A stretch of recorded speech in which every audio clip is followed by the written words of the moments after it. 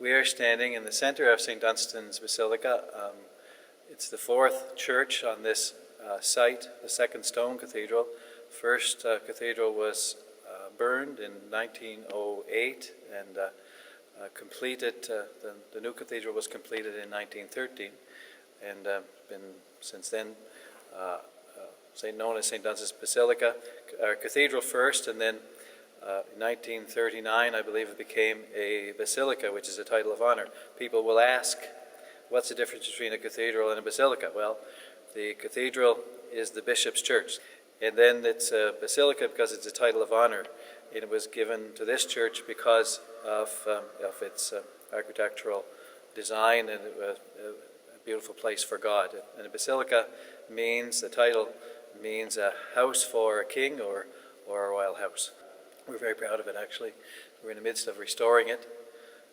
We've spent $7.5 million so far, and we need probably another $3 million to complete the job, and then to continue to maintain it. The stone for this building came from Miramichi in New Brunswick. The columns themselves, people think, are made of solid marble, but it's a material, scagliola, I think it's called, and it's sand and other materials poured into forms and with paint and so on, and made the lower parts you see are marble, the pinkish color. The church is a steel frame, and there are steel columns going up inside all of those.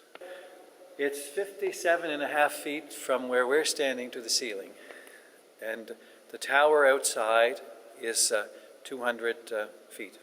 Wow. The nature of a Gothic church is to have you, when you come in, you're drawn to the center and then you look up.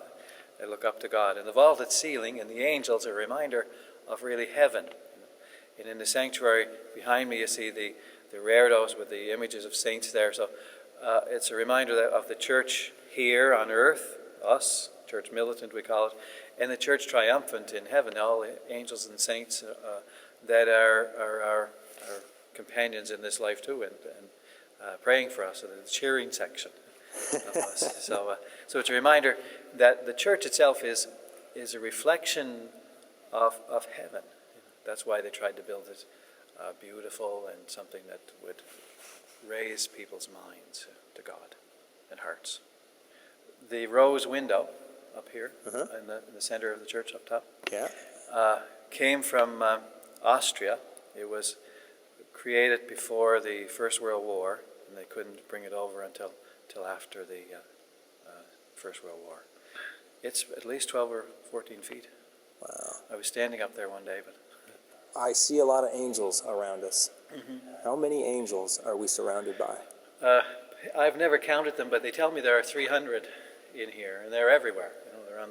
You can see them on the lights, on the ceiling, in the sanctuary. There are a lot of angels there, and they're just everywhere you look. See here on the columns. The first bishop of the diocese, Bishop Angus MacEachran, when he arrived here, there were no roads, and he was the only priest in the whole diocese for a long time. And to get around, he had a horse and a little boat, probably 6 feet long, that he carried his mass kit in.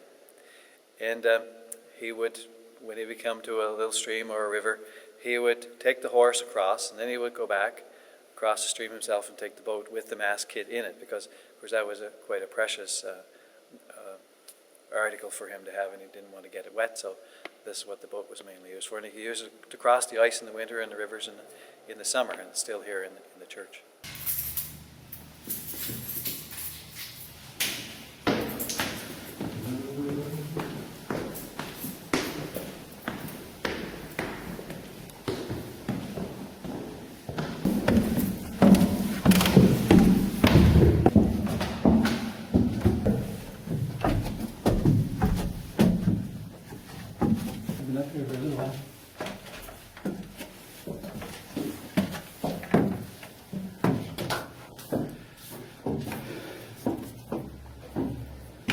We're standing in the north tower of St. Dunstan's Basilica, overlooking Great George Street, the Great George Street Inns right there, and you can see the Hillsborough River, and off in the distance the Queen Elizabeth Hospital, and all over Charlottetown, really.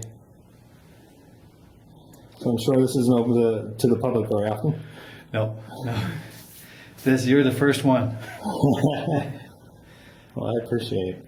We're up about 100 feet above the ground. The doors are open at 8 in the morning until 5 in the evening, and they're very much open to whoever wants to come in and visit and pray. And nearly everyone that comes up Great George Street stops in for a visit, and they're always very welcome. And you can tell by the nature of the church, because you look up and you see the vaulted ceiling, and although it's big, it'll seat over 1,000 people. It sort of wraps itself around you and makes you feel rather at home. It's one of the treasures that we have in the city. It's probably as much visited as Province House.